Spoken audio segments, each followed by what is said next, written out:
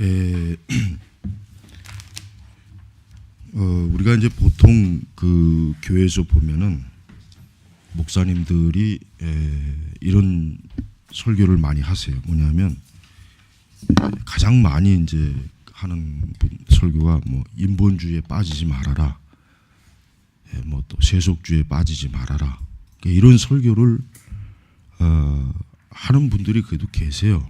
또 보편적으로 그런 그 설교, 그런 하여튼 그 가르침을 그래도 하기는 합니다. 가끔 이제 어떤 기독교 이런 방송 관련해서 설교를 들어보면은 그런 지적을 해요. 그런 지적을 하고 그런 얘기를 하는데, 문제는 뭐냐면 인본주의가 뭐냐, 그것이 어떻게 나타나느냐, 그것이 어떻게 지금 이 세상과 우리 개인을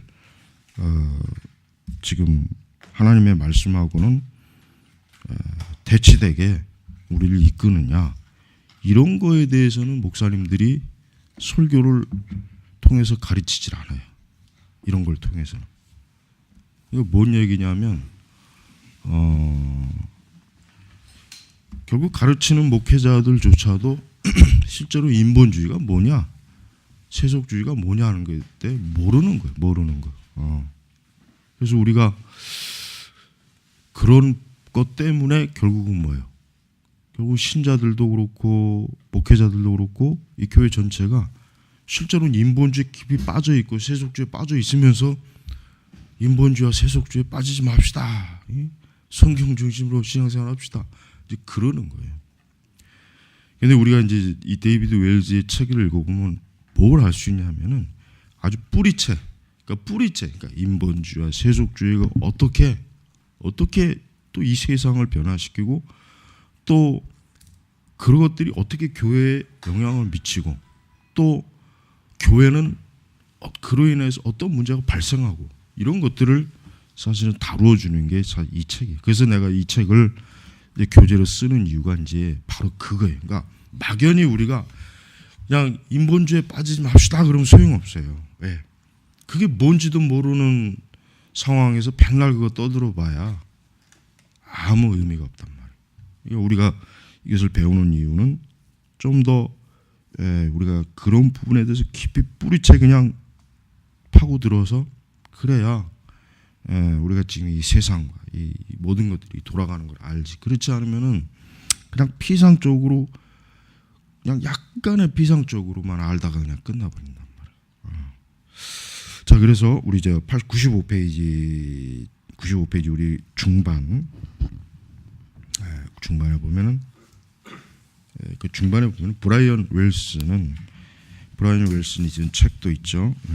브라이언 웰슨은 이 위대한 문명이, 그러니까 여기서 위대한 문명이라고 하는 건 서구 문명. 그런데 우리가 이걸 알아야 돼요. 오늘날 문명이 어떤 문명인가? 서구 문명이에요. 오늘날 여러분 우리 한국도 마찬가지지만은 뭐 중국, 뭐 동남아시아는 말할 것도 없고, 뭐 전 세계 어디를 가도 이 서구 문명, 즉 미국의 그 문화 좀 더 구체적으로 이 미국의 이 대중 이 파퓰러 문화가 사실은 다 지배하고 있어요. 우리나라 뭐 케이팝 그러는데 사실은 그 뿌리도 뭐냐면 사실은 그냥 서구의 그 대중 문화에 다 뿌리를 두고 있는 거란 말이에요. 그러니까 우리나라 그 케이팝이라고 하는 것도 근본적으로 얘기하면 우리나라 고유의 문화가 아니라고요. 우리나라 고유의 문화를 하려면 그냥 도포자락 입고 한복 입고 북치고 장구치고 창을 해야지. 그래야 이게 우리 케이팝이지 엄밀하게 해서 케이팝이 아니란 말이야. 왜? 그 춤이나 노래를 작사 작곡하고 한 걔들이 그 음악을 어디서 빌려오는 거예요? 서구 음악에서 빌려오는 거란 말이에요. 그게 걔들이. 그러니까 그 지금 이 문명이라고 하는 거, 지금 여기서 문명이라고 하는 것 자체는 뭐냐면은 서구 문명을 얘기하는 거지 동양 문명이 아니에요. 자, 근데 지금 웰슨은 뭐라 그러냐면 지금 이 위대한 문명이 지금은 작은 넝마와 누더기 몇 개만 남겼다. 과거의 사람들을 하나의 공동체로 묶어주었던 최상의 옷을 서구 사회들이 내던져 버리고 서구 사회에 닥친 겨울에 그 넉마 누더기를 걸치고 우리는 스스로 가려야 한다는 것이다. 이거는 뭡니까? 여기서 이제 과거의 사람들을 하나의 공동체로 묶어주었던 최상의 옷이라고 하는 건 결국 뭐예요? 기독교. 좀 더 구체적으로 유대 기독교 문명. 그걸 얘기하는 거죠. 그런 것들을 결국은 어디요? 내던져 버리고 그런 것들은 옛날 것이다. 그런 것들은 별로 뭐 지금 세상에는 필요 없다. 이렇게 무가치하게 있기 때문에 결국은 뭐예요? 이 서구 문명이라고 하는 것은 실제 뭐예요? 실제 정말 도움을 받아야 되는데 그 정체성을 지키고 그들의 삶이 균형 잡히고 도덕적 윤리적으로 바로 잡히는 어떤 인간의 가장 근본적인 그 삶의 존재를 바르게 지켜주는 그 기준들이 어디? 그 기준들이 결국은 지금 사라져 버린 거예요. 사라져 버린. 그래서 우리가 이런 부분들에 있어서 우리가 바르게 인식하지 않으면은 왜 그럴까? 이 세상이 왜 그럴까? 왜 이렇게 모든 게 무질서할까? 왜 이렇게 아이들은 왜 이렇게 마약에 빠지고 왜 이렇게 대중문화는 막 설쳐되고 또 왜 이렇게 이혼이 많고 왜 그러냐 했을 때 그 물음표에 대한 답을 못 줘요. 그런 답을 인본주의에서는 줄 수가 없단 말이에요. 그럼 어디서 주냐? 유대 기독교 문명이 줄 수 있는 거란 말이에요. 근데 서구 세계는 그걸 필요 없다고 이미 벌써 버렸어요. 그걸 버린 상태에서는 이들이 아무리 자신들의 그 어떤 삶의 문제, 어떤 사회적 문제, 정치적 문제, 뭐 이런 모든 인간의 어떤 근원적인 문제에 대한 답을 얻을 수가 없는 거예요. 얻을 데가 없는 거예요. 얻을 데가. 그래서 우리나라도 마찬가지지만 지금은 전 세계가 이 서구 문명, 서구 문화에 거의 전부 다 뭐 다 지금 녹아 있기 때문에 이거는 서구 세계 문제만이 아니라 우리나라도 마찬가지예요. 우리나라도 마찬가지. 별 수 없다고요. 그래서 이런 현상들, 즉 이 과거의 어떤 이 사회와 이 공동체를 아주 단단하게 흐트러지지 않고 또 아주 참 견고하게 지켰던 이런 것들이 지금은 없다. 이런 얘기를 하는 거예요. 자, 그래서 이제 우리 96페이지로 넘어가면은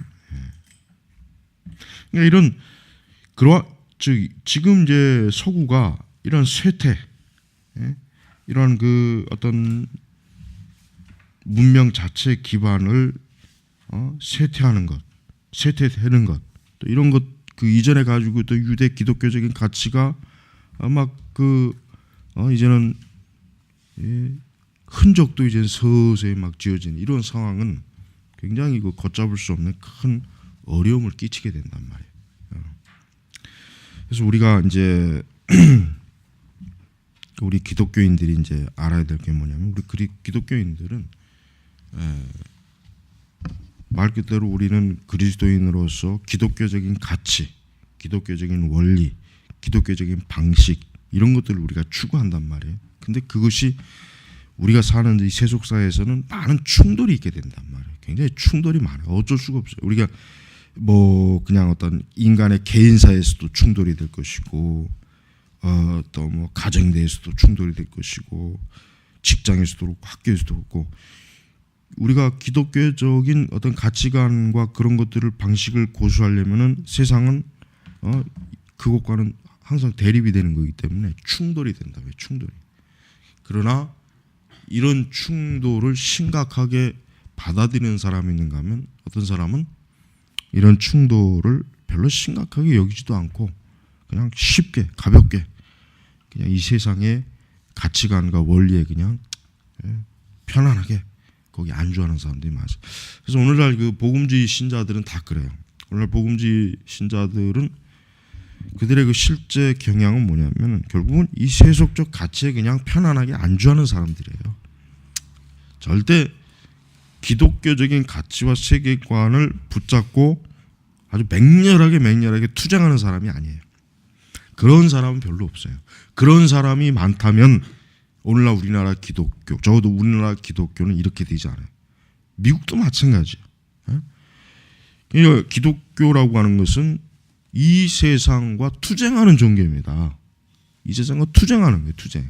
결국 그리스도의 개개인은 이 세상과 투쟁하는 거예요. 근데 그 투쟁이라고 하는 것은 어떤 정치적 어떤 군사적 물리적 투쟁이 아니죠. 우리가 화염병을 들고 세속적 극장을 가서 불질러 버리나 그런 게 아니. 그런 투쟁을 얘기하는 게 아니라 근본적으로 우리의 싸움은 영적 싸움이란 말이에요. 그러니까 결국 우리는 이 하나님의 말씀을 굳게 우리 자신이 영적으로 믿고 이 말씀에 우리 자신을 완전히 나 자신을 완전히 거는 거예요. 거기다. 바로 그런 싸움, 지금 그런 싸움을 투쟁을 우리가 해야 되는데 교회가 해야 되는데 교회는 벌써 어때요? 벌써 백기를 들어버렸어요. 이미 벌써 오래전에 백기를 들어버려서 더 이상 어때요? 기능을 못하는 거예요. 기능. 그러니까 실제 주도권을 누가 갖고 있냐 이거예요. 결국 주도권은 세상이 지금 갖고 있단 말이에요. 가만히 봐요. 세상에서 유행한다 싶으면은 이 기독교 관련 프로그램들이나 이런 데서 금세 또 그걸 벤치마킹해요. 그거 세세 그 프로그램들 보면은 금방 벤치마킹. 그러니까 결국 이제는 그 원형도 그렇지만 틀까지도 가지고 오는 거예요. 틀까지도. 과거에는 그래도 좀 틀까지는 안 가져왔는데 이제는 원형도 가져오고 그 틀 자체, 방식 틀 자체까지도 그냥 통째로 가져와가지고 써먹고 있단 말이에요. 그래서 우리가 이제 이런 것들을 볼 때마다 바로 이것이 인본주의예요. 우리가 단순히 교회 안 나온다, 새벽기도 안 나온다, 이게 인본주의가 아니란 말이에요. 근데 대부분의 목회자들은 그걸 인본주의라고 하는 거예요. 그거를. 그러나 실제로 인본주의는 더 뿌리가 깊고 더 이게 우리가 실체를 파악하기 어려운 굉장히 깊은 거란 말이에요. 자, 그래서 이제 96페이지 이제 계몽주의의 죽음과 부활. 자, 이 계몽주의라고 하는 것은 우리가 이제 기독교 세계관에서도 좀 다뤘지만은 계몽주의 자체는 뭡니까? 인간을 좀 무지에서 깨우자. 우리 사람을 이 중세 시대의 그 어떤 무지와 야만적 또 중세 시대 그 대다수의 그 참 어떤 문화의 혜택을 받지 못하고 교육의 혜택도 받지 못하고 특히 이제 교육의 혜택을 받지 못하고 그러니까 이 계몽주의라고 하는 것은 바로 뭐예요? 그러한 것에서 어때요? 사람들에게 빛을 비춰주는 거, 빛을. 특히 아까 내가 말했지만 교육이 중요한 게 교육이라고 하는 것은 여러분 이제 근대 국가가 설립이 되면서 국가에서 교육을 주도적으로 이제 했어요. 왜냐하면 근대 국가를 만들기 위해서는 어때요? 다양한 인재가 필요한 거예요. 곳곳에 글을 읽을 줄 알아야 돼. 산수를 할 줄, 기본적인 수를 셈할 줄 알아야 돼요. 그런 사람들이 있어야 이 사회 곳곳에 그런 사람들이 있어야 행정이 돌아가고 기본적인 뭐가 돌아갈 거 아니에요. 근데 글자도 모르지, 셈도 할 줄 이런 사람들이 대부분이면 어떻게 국가를 어떻게 이룰 거냔 말이에요. 공무원도 못 뽑죠. 응? 장사도 못하지, 무역도 못하지. 그러니까 이 근대 국가가 가장 역점을 둔 게 뭐냐면은 국민을 교육하는 거야. 전 국민을 교육하는 거야. 그래가지고 그 전까지는 사실 교육이라고 하는 것은 일부 특정 귀족들, 돈 많은 상인들 이런 사람들만 대학에 가서 공부하고 그랬지만 이제 근대 국가로 들어오면서 어때요?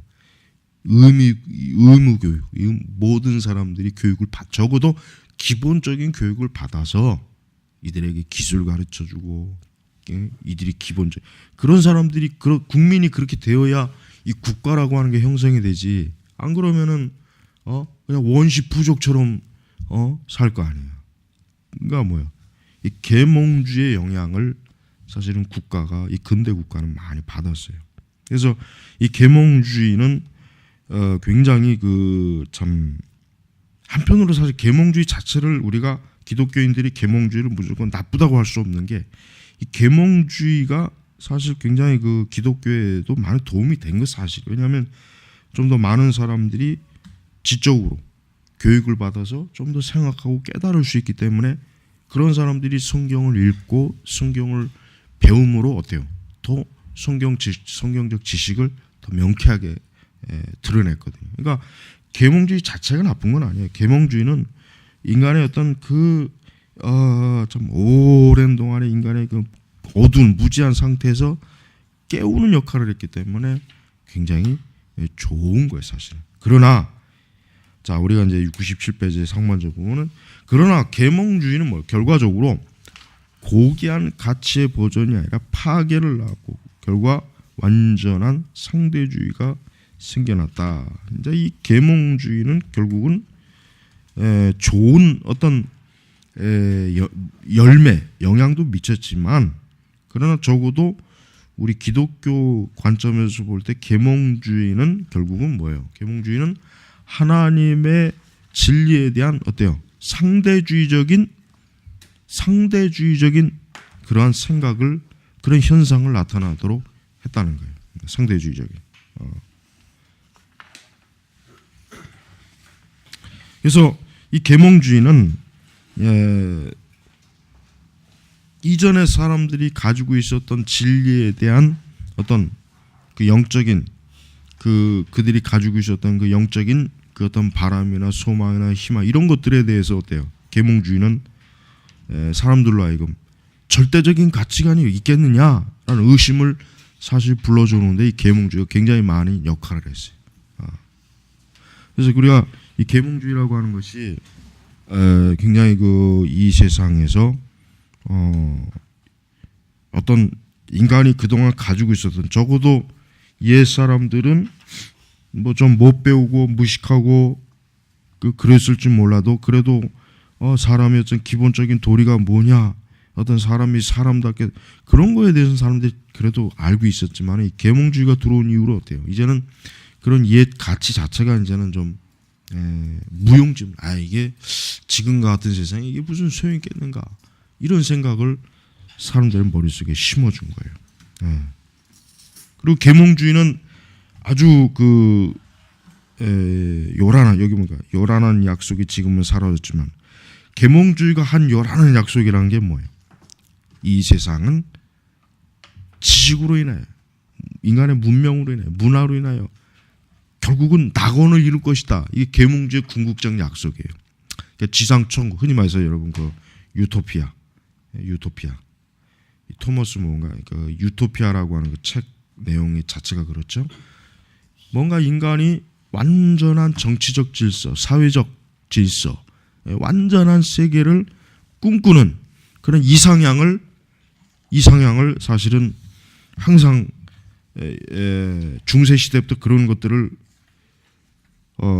마음에 품었다가 계몽주의가 나타남으로 말미암아 사람들이 무슨 생각을 가졌냐면 그동안 우리가 꿈꾸었던 유토피아가 이 계몽주의가 이룰 수 있겠구나.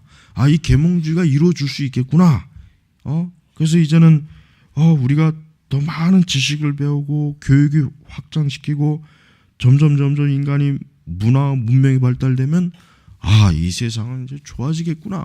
가난도 없어지고 전쟁도 없어지고 모든 사람이 좋아지겠구나. 이제 그런 환상을 가장 많이 심어준 게 이 계몽주의란 말이에요. 그러니까 이런 면에서 계몽주의는 공산주의와 또 약간의 중첩이 돼요. 공산주의 자체도 뭐예요? 공산주의 자체도 어떤 인간이 생산 수단, 자본, 어떤 이런 것으로 인해서 계급 투쟁이 일어나고 하니까 없애버리자. 다 뒤집어 엎어버리자. 그래서 모두를 평등하게 만들자. 그래서 뭐예요? 유토피아, 지상 낙원을 이루자. 특히 노동자들이 천국을 만들자. 그러니까 이 계몽주의와 공산주의는 또 그런 면에서 중첩이 된단 말이에요. 자, 그러나 이제 이 모든 것들이 뭐예요? 지금은 사라졌죠.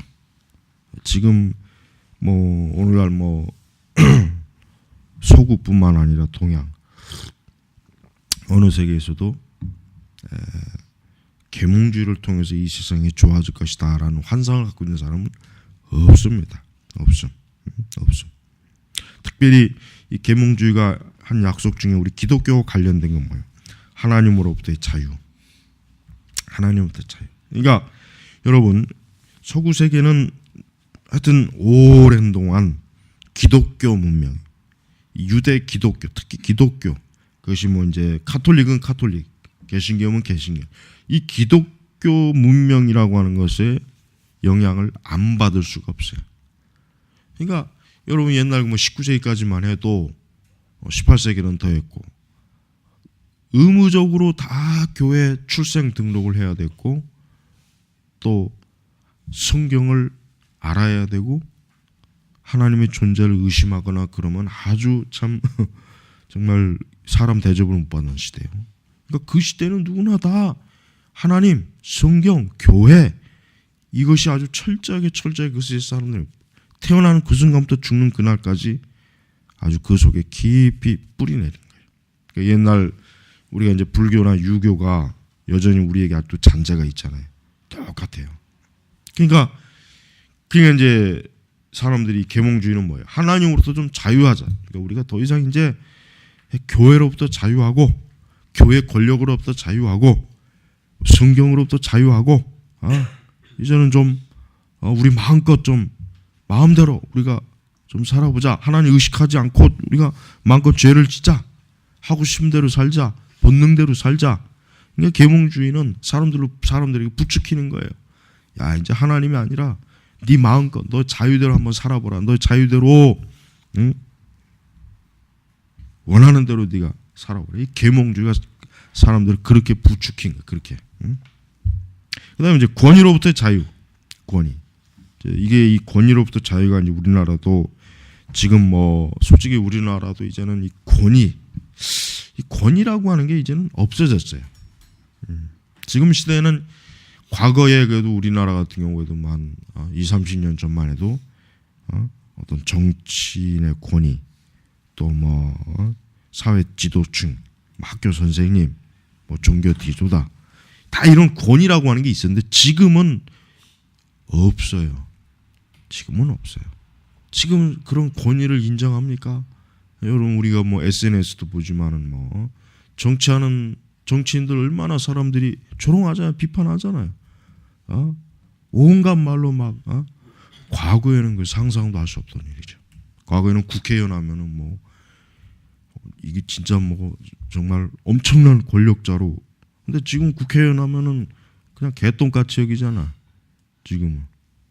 이 사회에서 최하의 평가를 받고 있는 사람들이 국회의원 아니야. 가장 몹쓸 놈들. 실제로 그렇고. 그다음에 이제 학교 교사. 가장 표면적으로 학교 교사도 내가 이제 학교 다닐 때만 해도 학교 선생님은 막 굉장히 참. 근데 지금 애들은 학교 교사 뭐 얘기 들어보면은 학교 수업 중에도 막 와서 잠자고 깨우면은 막 애들이 달려들고. 그러니까 선생님들이 막 죽을 맛이래잖아 지금. 이거 왜 그래? 그래서 뭐 예를 들면 광로현 같은 그런 사람이 이제 학생 인권 조례라고 해가지고 이제는 학생들이 인권. 근데 그 학생 인권 조례라고 하는 것은 결국 선생님들이 학생들을 정상적으로 지도하기가 거의 어렵게 만드는 거예요. 그러니까 이게 뭐가 되겠어? 학교가 무질서해지는 거 아니에요. 그러니까 권위를 무시해버린 거예요. 권위를. 여러분 이게 바로 뭐야? 계몽주의예요. 계몽주의. 근데 우리나라 같은 경우는 여러분이 우리나라 이게 발전 단계를 보면요, 우리나라는 1960년대까지만 해도 진짜 저 필리핀보다도 더 못 살고 아프리카의 빈국보다도 더 형편없이 살던 나라가 우리나라예요. 그러다가 어때요? 이제 박정희 대통령이 집권을 하고 경제 개발 계획을 5개년, 1차, 2차, 3차, 4차 그걸 하면서 이제 우리 사회가 급속도로 기술 뭐 이런 사회가 막 발전하는 거예요. 돈이 막 사람들이 생기는 거예요. 근데 그러다 보니까 어떻게 돼요? 우리 사회는 흔히 얘기해서 압축 성장을 했기 때문에 서구 사회가 200년, 150년 걸릴 걸 우리가 30년, 40년에 해놨으니까 얼마나 많은 또 나름대로 부작용이 있을 거 아니에요. 가부장이. 그러다 보니까 그런 사회에서 우리가 살다 보니까 우리 자신도 그런 영향을 많이 받는 거예요. 우리도. 뭐 지금 뭐 젊은 세대는 좀 덜 하겠지만, 그러니까 이 권위라고 하는 것을 우리 한국 사람들도 은연중에 싫어요. 왜냐? 우리 한국 사람들이 양반 문화잖아요. 전통이 양반 문화예요.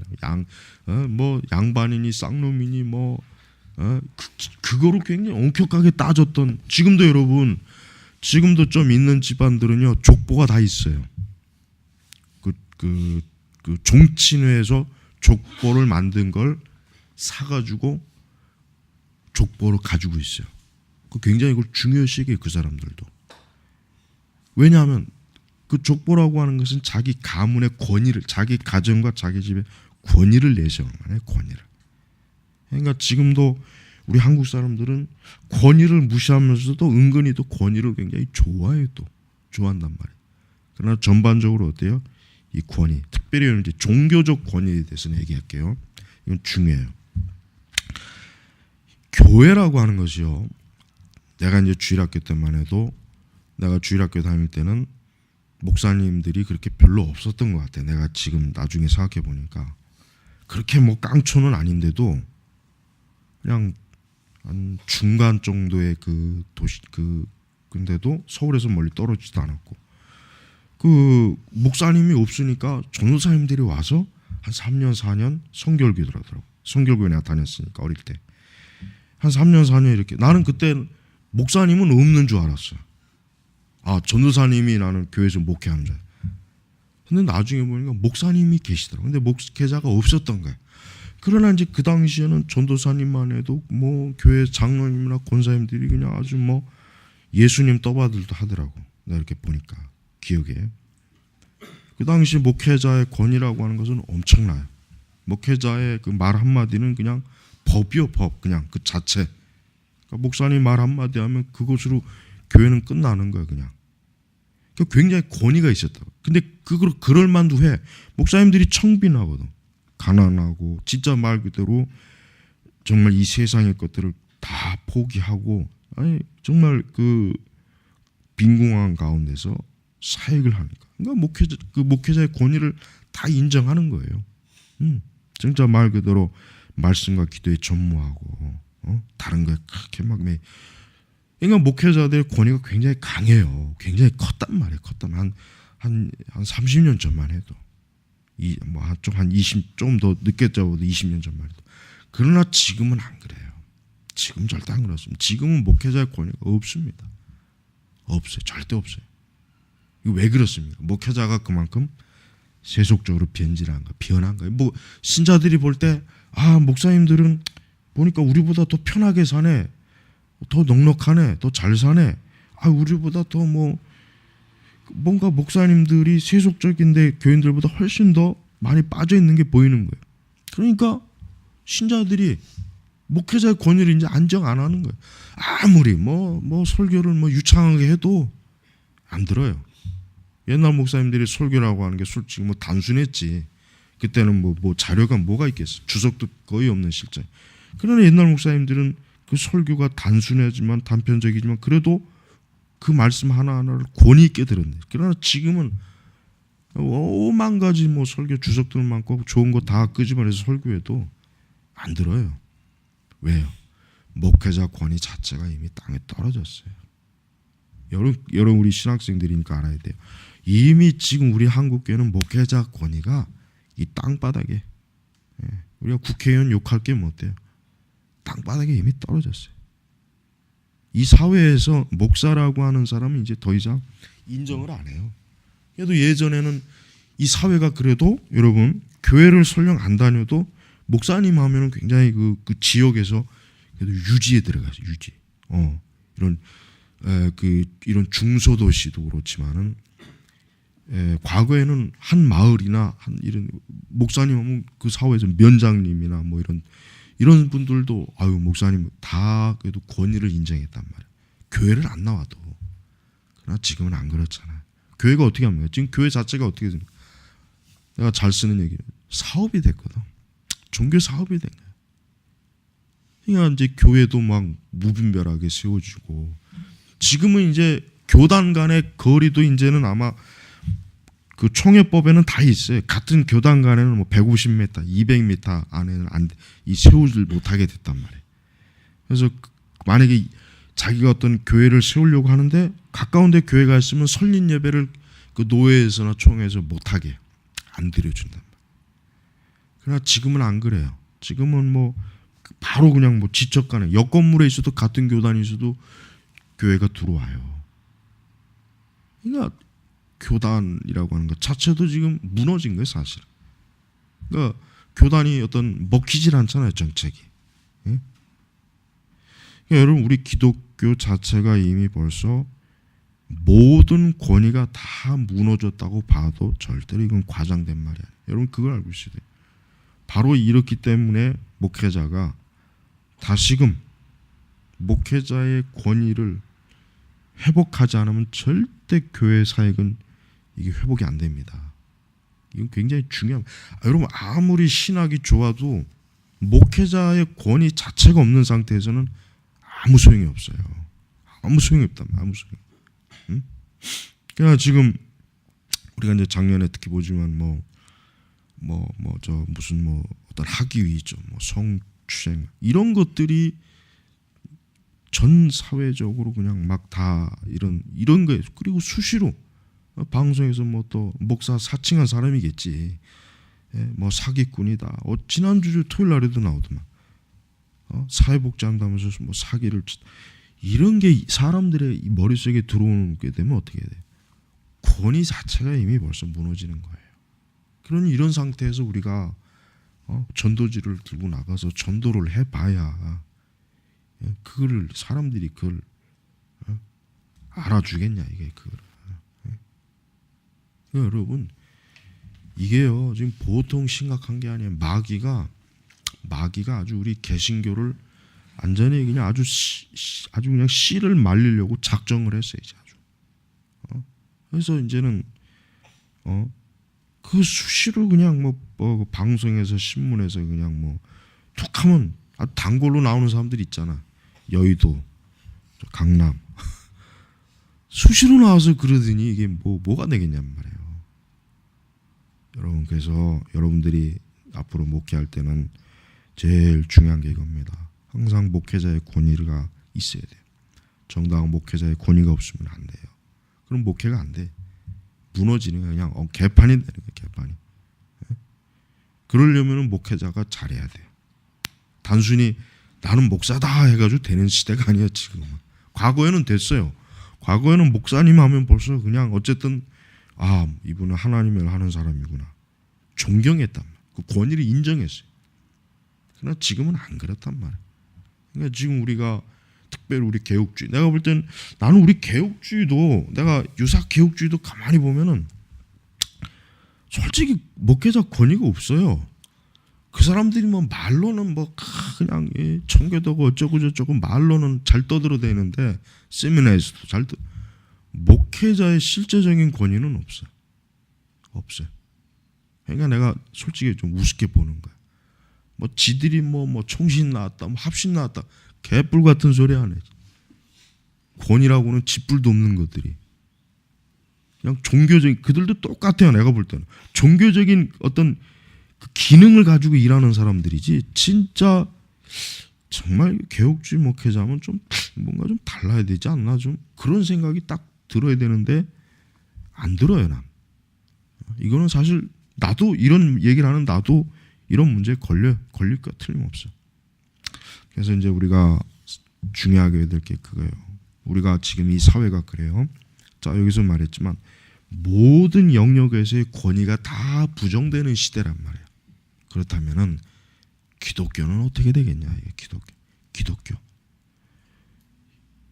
우리가 다시 종교적으로, 영적으로 다시 각성과 어떤 회복과 부흥과 하나님의 역사가 있기 위해서는 우리가 신적 권위가 회복이 돼. 하나님의 결국 목회자의 권위가 상실이 됐다는 것은 사람들이 교회에서 결국 하나님의 권위를 우습게 여기는 거나 똑같아. 왜? 목회자는 어쩔 수 없이 하나님을 하나님의 말씀을 대언하는 사람이거든요.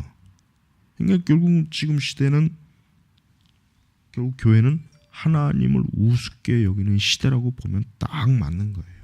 그러니까 교인들 자체가 어때요? 옛날에는 하나님 하면 사실 옛날에는 내가 볼 때는 좀 지나쳤지. 구약의 하나님이었지. 그러니까 옛날에는 내가 생각하기도 왜 그 당시 그 교인들은 구약의 하나님, 신약의 예수님하고 이렇게 막 대립적으로 본 것 같아. 지금 생각해도.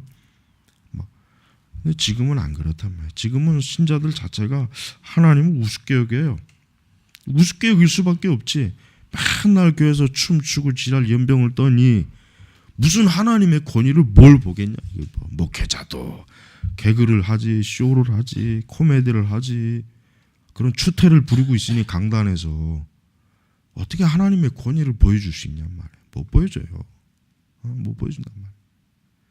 그러니까 여러분 이건 정말 심각한 문제예요. 그래서 우리가 여러분이 목회할 때 항상 중요한 게 여기 이렇게 목회자의 그 정당한 권위를 항상 가지고 있지 않으면 안 돼. 그렇게 안 하면 목회 못합니다. 그러려면은 모든 면에서 신학적 지식, 성경, 우리의 도덕적 이런 부분에 있어서도 온전해야 돼. 목사가 무식하고 뭐 아는 것도 없고 그렇다고 해서 뭐 또 도덕적으로 뭐 좀 또 이런 것도 없다면은 그럼 목회가 안 되죠. 될 수가 없지. 적어도 교인들에게 적어도 목회자라고 하면은 그런 면에서 타고난 사람이 사실은 돼야 되거든. 타고난. 예. 근데 지금은 타고난 건 고사하고 성도들보다도 못한 경우가 내가 볼 땐 더 많은 것 같아. 더 못해요. 더.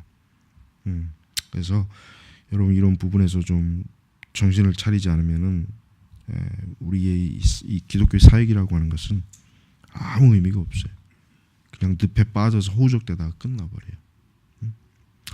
자, 우리 잠깐 쉬고, 주의는 악으로부터의 이제 과거로부터의 자유. 이 과거로부터의 자유란 말은 뭐냐면은 결국은 과거의 전통과의 단절.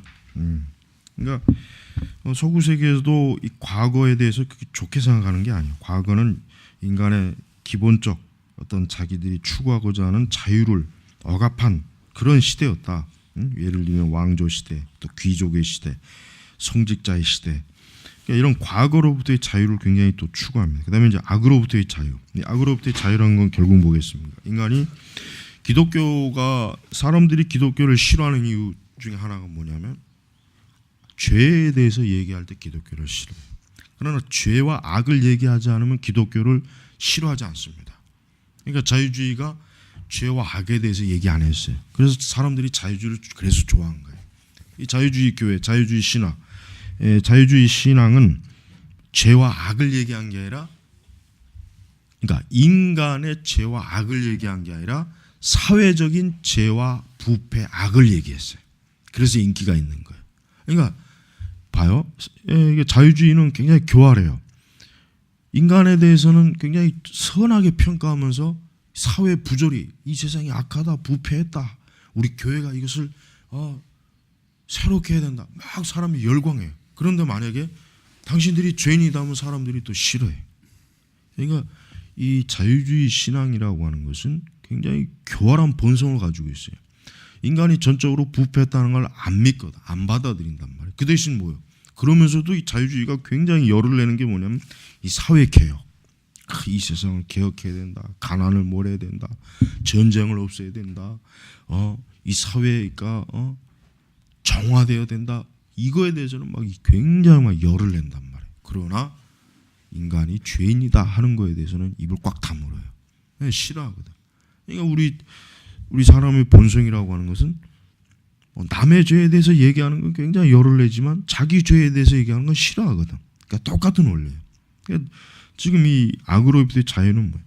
이 계몽주의가 들어오면서부터 사람들이 죄와 악에 대해서 얘기하는 게 듣기 싫은 거예요.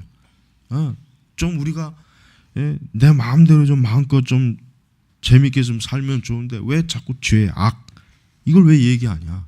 결국 교회를 대상으로 하는 거죠. 교회가 자꾸 뭐 정죄한다, 죄를 이런 이게 사람들이 죄와 악이라고 하는 것이 결국 사람들에게 자유를 준다고 거꾸로 생각하는 거죠. 사실은 반대거든요.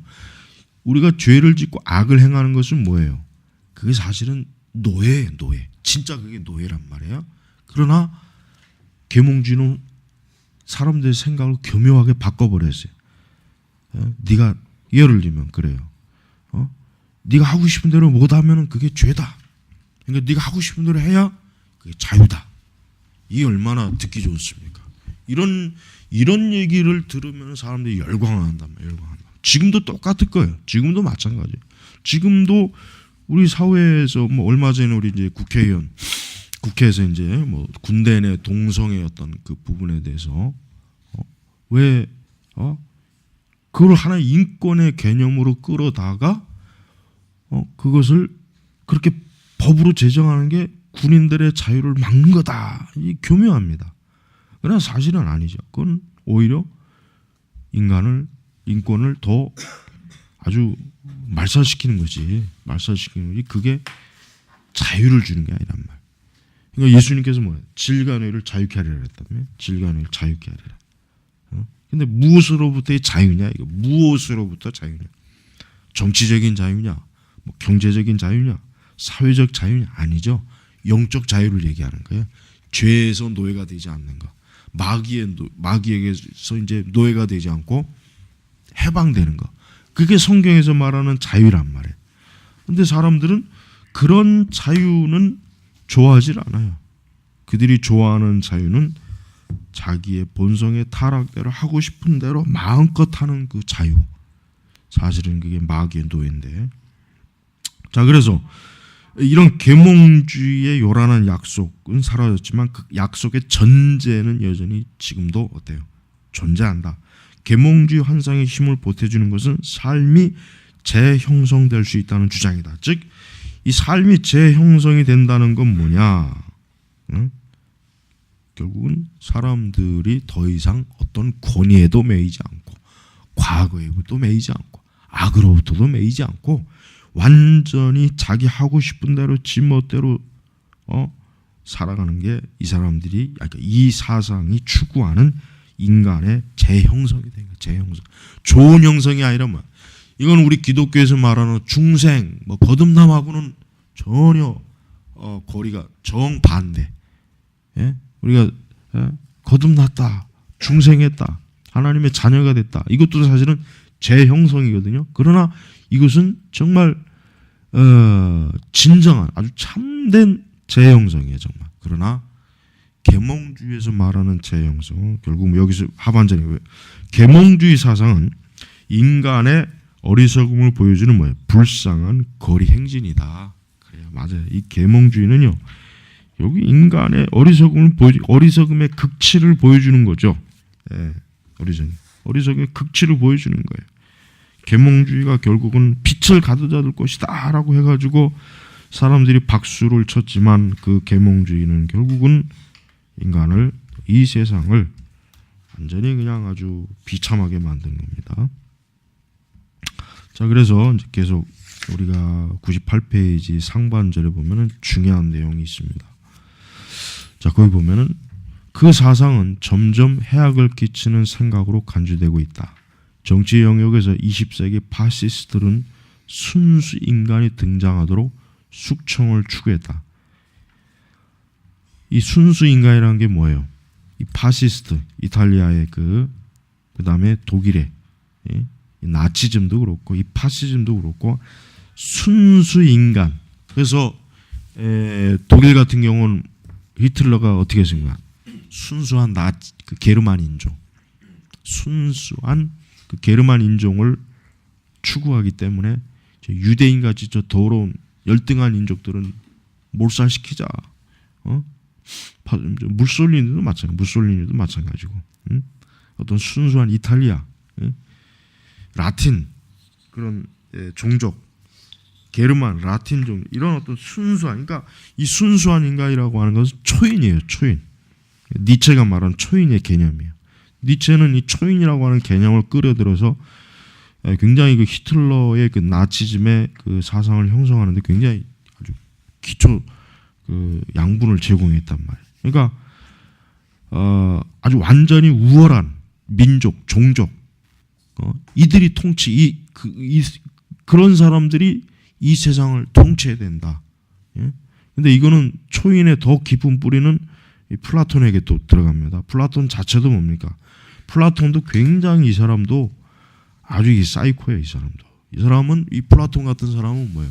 국가가 결국은 우리가 이제 사실 다음하게 이제 플라톤의 국가론을 배우려고 했는데 이 플라톤은 결국은 뭐예요?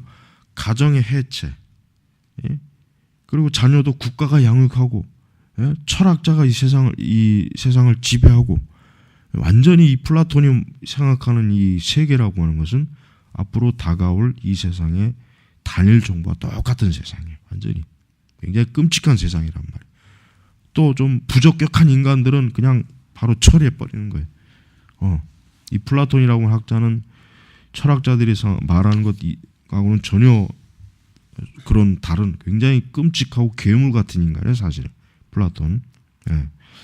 그러니까 또 이제 반면에 마르크스주의자들과 그 사촌들은 국가 무신론을 당하고서 신인간. 예.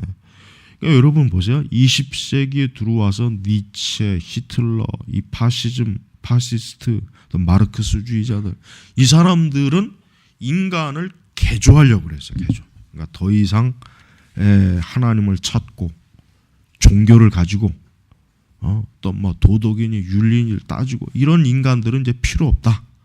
이제 이런 인간들은 과거 이제 완전히 싹 폐기 처분하고 새로운 인간을 우리가 만들자. 새로운 인간을 통해서 세상이 지배하자. 그래서 새로운 세상을 추구하자. 참 이게 기독교의 근본적인 하나님의 형상을 가진 인간이 아니라 결국 마귀의 형상을 가진 인간이 되어버리는 거예요. 사실은 그런 거예요. 그래서 신인간 출현하도록 하기 위해 세계에 대한 유토피아적 건설을 추구했잖아요. 그래서 1917년에 레닌이 러시아에서 혁명을 일으켰죠. 그게 바로 이거예요. 국가 무신론이에요, 사실은. 그다음에 히틀러도 마찬가지고, 히틀러가 2차 대전, 그다음에 그 무솔리니가 파시즘도 마찬가지예요. 파쇼. 네.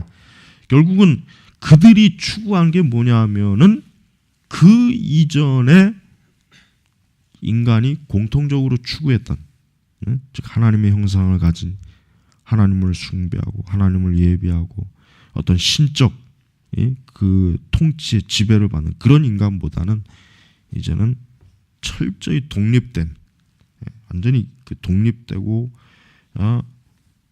히틀러 같은 경우는 나치즘의 철학에 완전히 몰입된 인간, 그런 인간을 만들고, 그다음에 레닌 같은 경우는 완전히 공산주의, 마르크스주의에 완전히 몰입된 그런 인간을 만들어서 이제 세상을 바꿔보자, 새로운 세상을 만들어보자. 이게 이 사람들이 추구한 거예요. 그러나 그 결과는 뭐 이 세상이 1차 세계대전, 2차 세계대전, 그다음에 러시아 같은 경우는 구소련 해가지고 거의 한 70년이 넘도록 완전히 뭐 지옥 같은 그런 공산주의 나라를 만들어 버렸잖아요. 그러니까 이 사람들이 추구했던 순수인간, 신인간은 뭐예요? 결국 다 괴물입니다. 괴물. 결국 하나님의 형상을 지워버리려고 그들이 그렇게 애를 썼지만 지워지지 않죠. 자, 심리학에서는 역시 프로이드도 아주 참 문제성 많은 인간입니다. 심리학에서는 프로이드 학파가 별로 점잖지 못한 학설을 가지고, 점잖지 못한 학설이 뭡니까? 예? 프로이드는 모든 걸 다 이 성적인 기반을 두고 이 학설을 펼쳐요. 무슨 오이디푸스니 뭐니 말도 안 되는 그 그리스 신화를 대입해 가지고, 그러니까 이 프로이드 같은 사람은 굉장히 사실은 참 그 변태적인 놈이에요. 이러면 이 프로이드는 변태적인 사람이라, 이 사람은 아주. 근데도 뭐 심리학의 이제 그 말 그대로 대부죠. 그래서 프로이드 그러는데 사실은 굉장히 변태스러운 놈이라고. 그러니까 정신적 자유와 건강을 도모할 목적으로 일그러진 부르주아 사회의 깊이 억압된 충동. 이 억압된 충동이 뭡니까? 성적 억압이라 이거예요. 마음껏 인간이 성적인 발산을 해야 되는데 그 과거에 영국 같은 경우는 이제 빅토리아 시대, 그 시대 19세기에는 전 유럽이 사실 다 비슷해요. 예? 그래서 여러분 그 당시에 사람들이 여러분 피아노의 그 다리도 성적인 유혹을 일으키는 거다 해가지고 피아노 다리도 이게 천으로 다 가릴 정도예요. 이게 여자가 이 자기의 다리를 드러낸다거나 막 이래 몸매를 드러내는 옷을 입으면 못하겠다고. 그러니까 그러면서도 이 19세기는 또 굉장히 그 아주 그 성적으로 또 이면에는 타락한 그런 식 해가지고 뭐 채털리 부인의 사랑 같은 그런 책들을 굉장히 외설적인 책이라고. 오스카 와일드 같은 사람은 또 동성애한 사람이란 말이에요. 그러니까 뒷구멍에서 호박씨는 다 까고 있었던 시대. 그러나 겉으로는 어때요? 굉장히 점잖고 이 성적인 얘기를 하면 완전히 막 그냥 변태적인 이상한 사람으로 취급받았어요. 그러니까 그런 얘기 감히 이제 끄집어낼 수도 없어요. 조금이나 외설적인 문학이 나오면 다 그냥 아주 완전히 다 그냥 그 문학계에서 추방을 시켜버려요. 그러니까 이 프로이드는 바로 뭐예요? 이게 잘못됐다 이거예요. 왜 인간이 원초적인 욕망을 자유롭게 좀 발산하게 해야지 왜 이렇게 다 숨기느냐? 프로이드는 바로 거기에 이제 기초를 둔 정신의학, 어떤 심리학 그거를 창안한 게 이 프로이드예요. 그러니까 프로이드는 뭔가 인간이 억압되어 있다. 근데 그 억압은 모든 게 다 보니까 이 성적인 억압이다. 그러니까 이것을 풀어주면 어때요? 사람이 자유롭다는 거예요. 행복하다는 거예요. 더 이상 심리적 문제를 겪지 않게 된다는 거예요. 프로이드는 모든 걸 다 이것으로 풀어내. 다 이것으로 풀어내. 철학에서는 또 어떻습니까? 이 철학에서는 독일 철학자들이 모든 문명의 최고점에 위치한 진화의 정점을 향해 가고 있는 역사의 배후에 절대자의 운동이 있을 것이라 가정한다. 그러니까 이 독일 철학이 사실은 유럽을 완전히 다 무너뜨렸어요. 신학도 독일 신학이, 철학도. 그러니까 19세기도 그렇지만 20세기에 나치가 몰락하기 이전까지는 유럽에서 이 유럽의 사상사, 문화, 종교는 이 독일의 지배를 받고 있었다고 보면 돼요. 독일. 이 독일이 굉장히 강력하게 어떤 특히 철학도 마찬가지고 신학도 마찬가지고 이 독일 사람들의 이 정신적 힘이라고 하는 것은 굉장히 커요.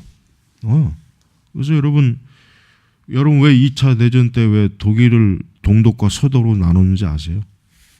그 나눈 이유가 뭐냐면 이 독일이 워낙 뛰어나고 강한 민족이니까 이것들을 하나로 묶어두면 또 언제 또 어떤 전쟁이 일으킬지 또 모르니까 그러니까 분리해야 되겠다. 이걸 더 이상 하나로 묶어놓으면 이 독일 민족은 워낙 강한 민족이니까. 왜냐하면 1차 대전도 그렇지만 2차 대전 특히 2차 대전 때 이 독일이 히틀러가 그 짧은 시간에 유럽을 완전히 다 평정을 시켜버렸더라고요. 영국도 만약에 대륙으로 섬나라가 아니었으면 영국도 별 수 없었어요. 영국도. 사실 영국도 거의 뭐 진짜 히틀러에게 빈사 상태로 거의 망하는 시점이었는데 미국이 그나마 참전해서 영국이 살아난 거고 처칠이 그냥 그 미국에 참전할 그걸 하기 위해서 아주 오만 수단을 다 썼다고 처칠이. 응? 그러다가 이제 히틀러가 결정적으로 이제 잘못 생각하면 뭐예요? 러시아를 침공한 거예요. 그러니까 나폴레옹의 역사를 좀 봤다면은 히틀러가 그 멍청한 짓을 안 했을 텐데 나폴레옹도 똑같이 그 짓 하다가 러시아에 가가지고 패배해서 무너졌잖아요.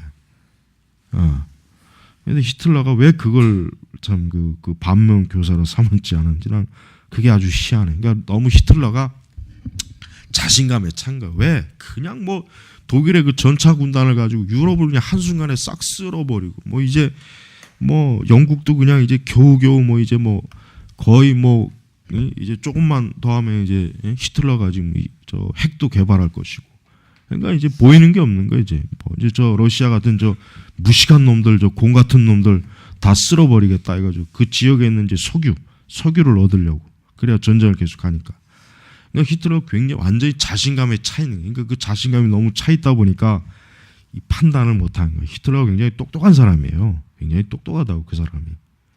굉장히 한순간에 이제 결국 러시아에서 이제 무너지죠. 미국도 또 참전하고 하니까. 근데 히틀러가 조금만 진도를 딱 멈춰서고 만약에 그랬다면은 아마 유럽 적어도 이 대륙은 다 독일이 다 아마 먹었을 거예요.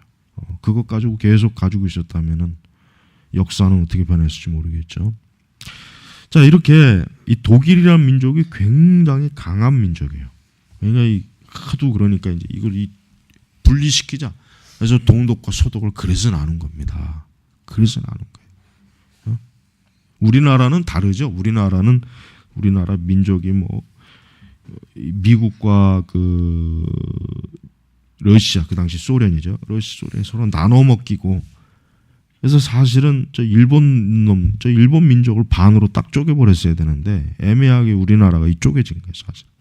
그럼 우리나라 힘이 없으니까 그런 거지, 뭐 힘이. 스스로 이제 우리 스스로 독립을 쟁취한 것도 아니고, 완전히 타에 의해서 이제 그나마 해방이 된 거란 말이에요. 아무 힘이 없다고요. 자, 여러분, 이렇게 신학에서는 개신교와 카톨릭 현대주의자들은 인간 문명의 이념 가운데 수련하게 될 영적 삶을 꿈꿨다. 사실은 카톨릭도 20세기에 여러분 카톨릭 신학이 좀 어이없지만은 카톨릭이 자유주의 신학에 굉장히 지배를 많이 받았어요. 카톨릭 굉장히 보수적인 신학인데 이 독일의 자유주의 신학의 영향을 받아가지고 카톨릭이 사실은 굉장히 자유주의와, 여기서 지금 현대화라고 했죠. 카톨릭도 전통적 그 카톨릭 신학에서 굉장히 많이 이탈된 이유가 뭐냐면 독일의 자유주의 신학의 영향을 받은 거예요. 그래가지고 카톨릭도 이것 때문에 굉장히 막 힘들어했다고요. 이 보수적인 카톨릭 교인들은. 그 이제 이 개신교나 카톨릭이나 현대주의자, 이 자유주의자들이에요. 여기서 말하는 현대주의자들은 인간 문명 이념 가운데 출현하게 될 영적 삶, 즉 우리가 하나님을 통한 인간의 문명, 그것이 아니라 우리 스스로가 한번 쟁취해 보자. 그 자유주의자들의 그 망상을 고스란히 가지고 있는 거예요. 그리고 관례적인 빅토리아 시대의 경건 가운데서 매일 모든 면에서 사태가 점점 나아지고 있다는 생각으로 매일의 소망을 유지했다. 그러나 두 차례의 세계대전은 이런 어리석은 환상의 불길에 물길을 끼얹었지만 환상들은 현실을 재빨리 집어삼키는 재주를 가지고 있었다. 끼얹었지만 지금 우리가 방금 읽은 이게 지금 20세기의 역사에 아주 핵심적으로 딱 지금 간추려 놓은 거예요. 그러나 2차 대전 그 두 번의 전쟁을 통해서 사람들이 환상을 막 깨지긴 했는데 그러나 얼마 지나지 않아서 또 역시 인간은 어때요? 또 망상에 또 빠지는 거예요. 그러니까 인간이라고 하는 것은 이게 너무 쉽게 너무 쉽게 잊어버리는 거예요. 그러니까 여러분 우리가 성경 말씀을 왜 여러분 반복해서 가르쳐야 돼요? 성경 말씀은 반복주의예요. 그걸 알아야 돼요. 성경의 말씀을 반복해서, 교리도 마찬가지죠. 반복해서 주입하지 않으면 안 돼요. 그러면 잊어버려요. 한번 소요리 문답 했다고 해서 평생 가는 게 아니에요. 그걸 또 가르치는 거예요. 또 새롭게 해서 또 가르치고 또 가르치고. 그러니까 항상 우리 기독교의 진리라고 하는 것은 반복해서 가르치고 주입하는 거예요, 이게. 그래서 그게 완전히 그 사람이 아주 뼛속 깊이 스며들게 만드는 거예요. 이게 진리 교육이란 말이에요. 대충 어설프게 하면 큰일 나요. 그래서 교리를 가르쳐도 계속해서 그 교리를 다른 형태로 또 가르치는 거예요. 계속 가르치는 거예요. 그걸 한 번 가르쳤다고 끝내면 큰일 납니다. 그럼 잊어버려요, 시간이 지나면. 그래서 우리가 이 세상의 그 거짓된 세계관, 철학, 그 거짓된 거짓 진리, 그런 거짓된 교리, 그런 것들을 막으려면 어떻게 해요? 끊임없이 성경의 말씀으로, 진리로, 교리로 우리가 그것을 방어하고 공격하지 않으면은 교회는 어때요? 제대로 쓰지 못하는 거란 말이에요. 그래서 우리가 이런 어떤 사상이나 어떤 이런 그 철학의 흐름, 이런 그 사회적 그 조류의 흐름이라고 하는 것은 항상 어때요? 항상 진리와는 늘 대립적 관계를 가지고 있다는 걸 우리가 알아야 돼요. 자, 우리 99페이지 중반에 보면은 99페이지 중반에 보면은 무제한적인 개선에 대한 기대 자체가 무제한적이 되어 있다. 크리스토퍼 라시에 따르면 바로 이 과학의 정복이 과학의 현재 불멸하는 오르나를 제공해주고 있으며 그와 더불어 진보 신앙이 생명력을 얻게 되었다. 자, 1차, 2차 대전이 끝나고 나서 사람들은 잠깐 자기들이 망상에 빠졌다는 것을 깨었지만 또 얼마 지나지 않아서 사람들이 이제 또 어떤 거에 대한 기대를 가지냐? 바로 과학으로 이 세상을 정복할 수 있다. 이 과학으로 인간은 이전과는 다르게 또 다른 진보할 수 있다. 이 과학을 통해서 뭔가 또 우리가 세상을 더 나아지게 만들 수 있다. 이런 그 유토피아적 또 이런 진보 신학, 이 과학이라고 하는 또 다른 어떤 불멸하는 이러한 환상을 또 갖게 되는 거예요. 또 오늘날에는 정보죠. 오늘날에 이 정보. 오늘날에는 인터넷, 이 정보가 오늘날의 사람들이 가지고 있는 환상이야. 지금. 그러니까 오늘날에는 이 인간이 어떤 정보를 더 빨리빨리 공유하고 이런 스마트폰이니 이런 뭐 태블릿 PC니 또 이제는 컴퓨터를 인간의 몸에 이식하는 것들 이게 이제 됨으로 우리 사회 우리 세상이 또 뭔가 또 새로운 세상이 될 것이다. 어떤 이러한 그 환상을 지금 가지고 있어요. 자, 하반절을 보면은 보세요. 거기서 중요한 문구가 있습니다. 우리 자신의 도덕성만이 아니라 우리 자신의 부패성까지도 뛰어넘어 더 나은 자아를 만들어낼 수 있는 능력을 갖추게 될 것이라는 이 착각, 이게 굉장히 중요한 것입니다. 자, 지금은 이제 또 다른 형태의 아주 기만을 또 심어주고 있어요. 이 세상 뭐냐? 자, 우리 자신의 도덕성뿐만 아니라 더 중요해. 우리 자신의 부패성까지도 뛰어넘는 더 나은 자아를 만들 수 있다는 만들어낼 수 있는 능력을 갖추게 될 것이라는 이 착각. 그러니까 지금 세상은, 지금 사회는, 지금 이 세속성은 뭡니까? 지금 이 정보의 발달이나 이런 그 또 다른 새로운 세계를 21세기의 새로운 영역으로 들어가는 추세는 뭡니까? 우리 자신의 내적 부패, 인간이 타락했다, 죄가 있다. 이것도 이제 이것조차도 이제는 뛰어넘는 뭔가가 있다는 어떤 그것을 우리가 사람이 이룰 수 있다는 그 환상을 지금 갖고 있는 거예요. 그걸 지금 추구하고 있는 거예요. 예. 우리 자신의 도덕적 능력을 초월하는 것도 큰 위협이 되겠지만 우리 인간의 부패성을 뛰어넘는다. 여러분, 이게 기독교가 얼마나 아주 완전히 대립각을 세우는 거죠.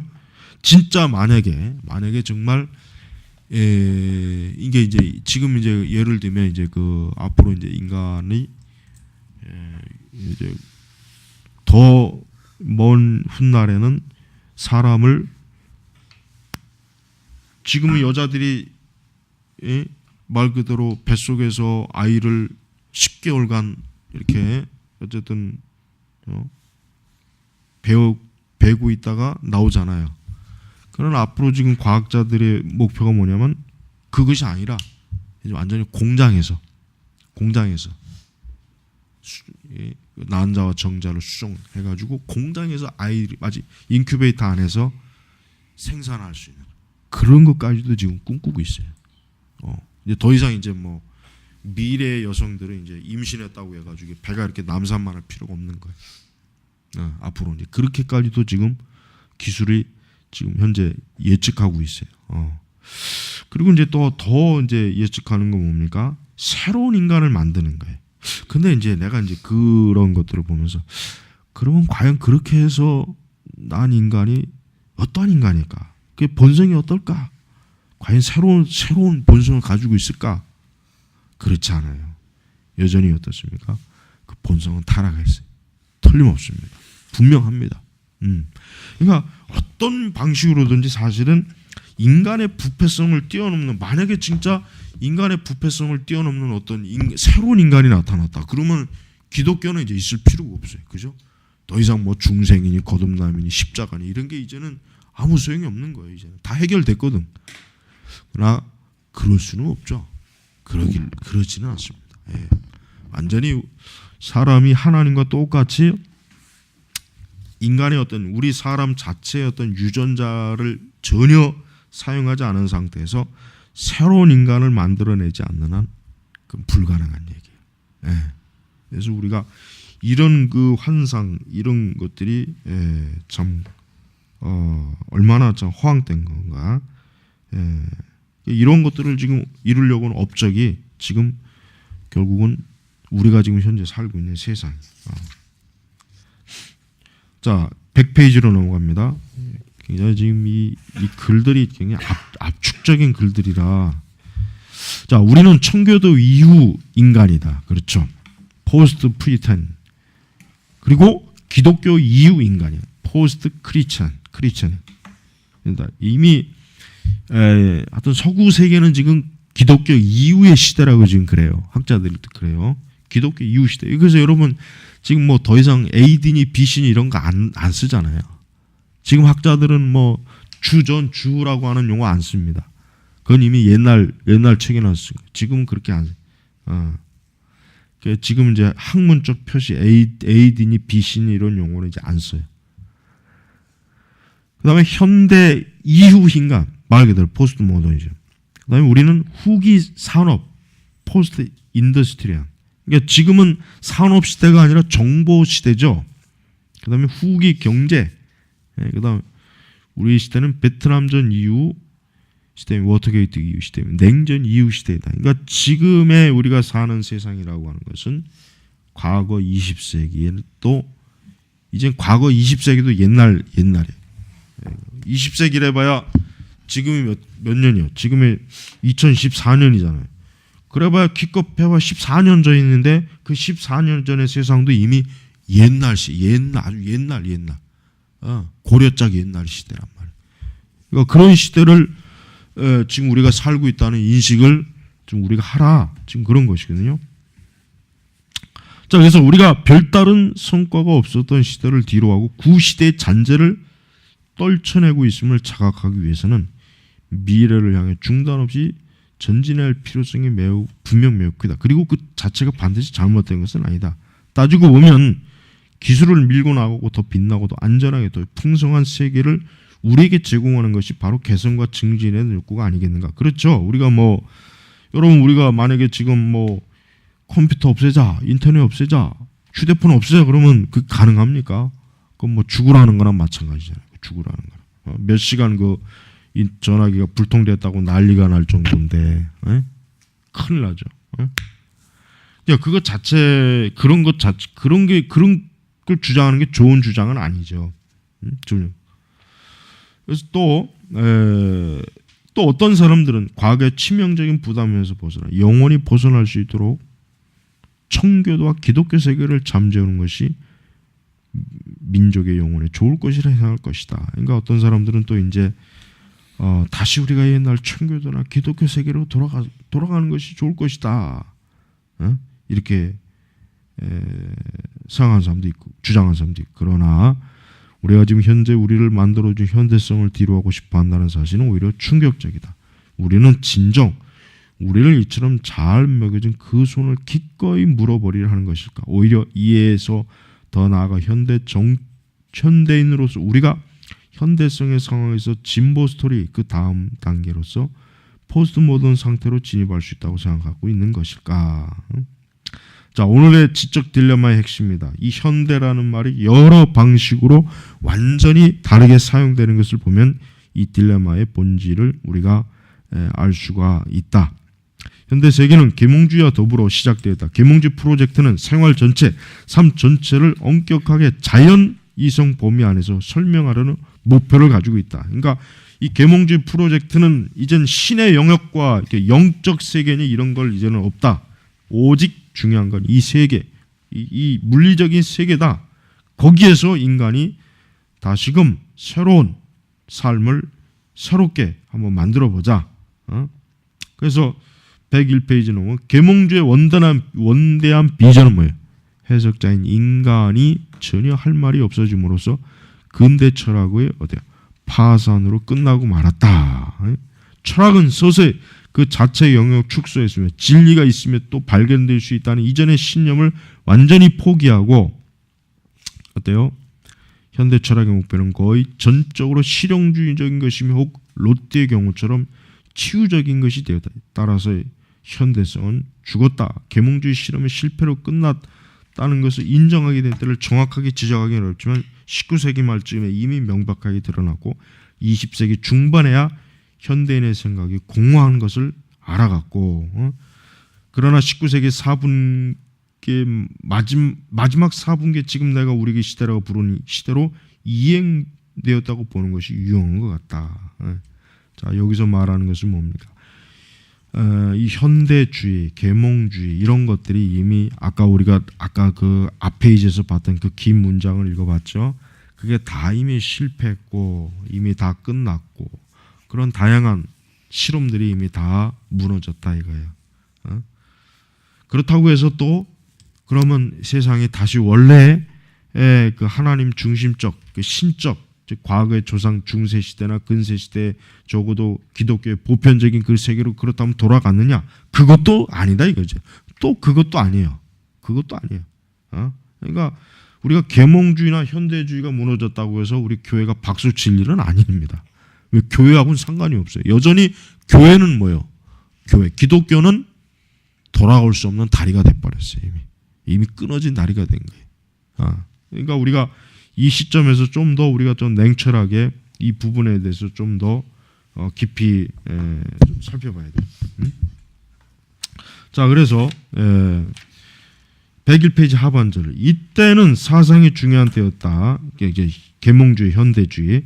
우리 시대는 사상이 그리 강력하지 못하다. 현대 세계를 형성하는 강력한 지성이 아니라 강력한 세력이며 철학이 아니라 도시와 자본주의 및 기술, 진리를 향한 이전 시대의 추구가 붕괴되면서 지성적인 삶은 점점 어때요?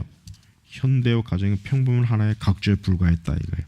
여러분, 그래도 과거의 현대와 계몽주의 시대 때는 그래도 사람들이 뭘 추구했냐면 그래도 어딘가 이성이 있지 않겠느냐. 근데 그들은 그 이성을 어디에서 찾아냐면 인간에게서 찾았어요. 근데 지금은 어떠냐? 지금 여기서 말하는 것은 지금은 사람들이 지금 세계는 진리 자체를 아예 찾지 않는 게 진리 같은 게 어딨냐. 그래도 과거에는 진리를 뭔가 생각했는데 지금은 진리 자체가 없다는 시대거든요. 예, 진리 자체가 없다는 시기인데 뭐 진리를 찾으면 뭐 하겠어요. 이거 얼마만큼 이게 지금 그 과거의 현대주의나 계몽주의보다 훨씬 더 앞서간 거예요 지금. 그리고 우리가 지금 사는 시대가 바로 이거예요. 더 이상 진리 추구가 없는 시대야.